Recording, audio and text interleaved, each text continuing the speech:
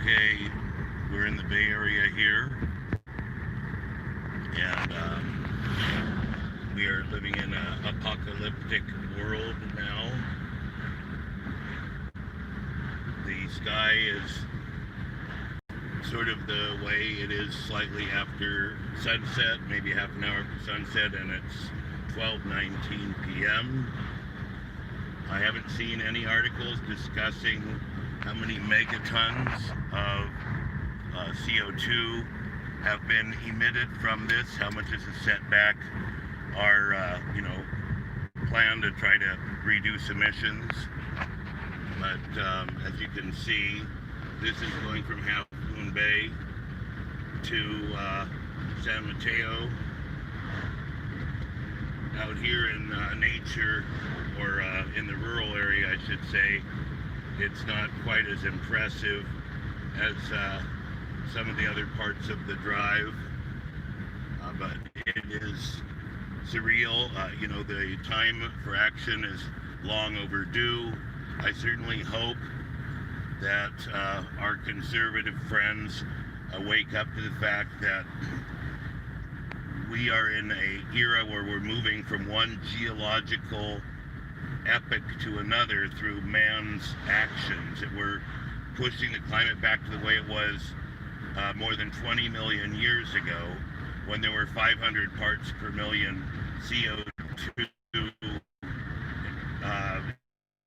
instead of 250, which has been the case for 20 million years. Temperature has been the same, 0 degrees difference, an average global temperature of 14 centigrade, which is about 55, 60 degrees, somewhere in that neighborhood. Bear in mind that includes the polar caps and the oceans. Prior to that, we were at an average global temperature of 18 C, which was in the, I think what's called the Paleocene. This was, prior to that, we were at 1,700 parts per million, which I think was in the Cenozoic, which is like 100 million or more years ago. The problem is that these things normally take tens of thousands of years, and we're in a situation where this is happening in decades. So there's no time for anything to adapt. So everything is at risk of going extinct. Now, the analysis has shown that it could go even more than 4C. And 4C, what that means, it's about 6 Fahrenheit, maybe 7 Fahrenheit. So that's average, right? So that means over inland, it's 14 degrees Fahrenheit higher. And that means that during peak weather, it could be 28 degrees higher. So you could see 28 degree temperatures in the next 20 years, higher than our current highs. And we're already at 1.5 C, so luckily for us, that means we're talking about, if we go to 4C, something like 16 Fahrenheit. So that means it'll be 135 in LA the next time we have a heat wave. Now, this is 10 to 20 years from now. So I hope everybody takes this seriously. We do have the solutions. We are going to lose the Amazon if we don't till tomorrow to get them to stop burning the Amazon. There are 69,000 fires in the Amazon right now, and Amazon is about to die.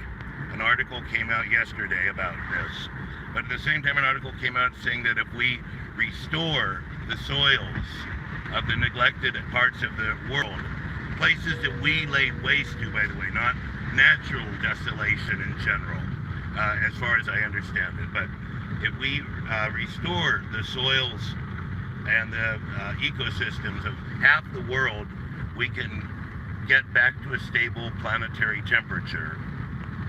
And I propose that we declare a climate emergency and stop all non-essential fossil fuels.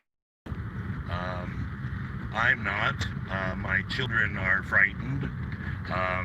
They've asked me many times why I had them in a world like this, and I explained that in 1996 I did not have any idea that it was going to get this bad this quickly. And so we all have to look at this like it's World War II.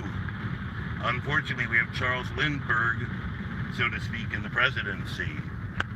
In a time when we're supposed to fight the Nazis. And as Pogo said, we have found the enemy and he is us. We have done this to ourselves through conspicuous consumption and planned obsolescence and derivatives trading and this entire system which doesn't look at natural systems.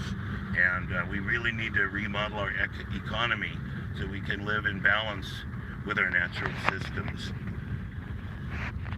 All right, this is Alexander Hagan. Thank you for listening.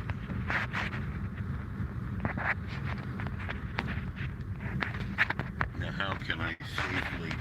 Okay, well, before I turn off the camera, so here we have, you know, some of this is real mist,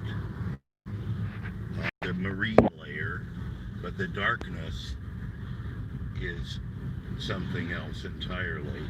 And as we move out of the marine mist and into the cities, it will turn orange instead of white, as the people in San Francisco and Oakland will show you.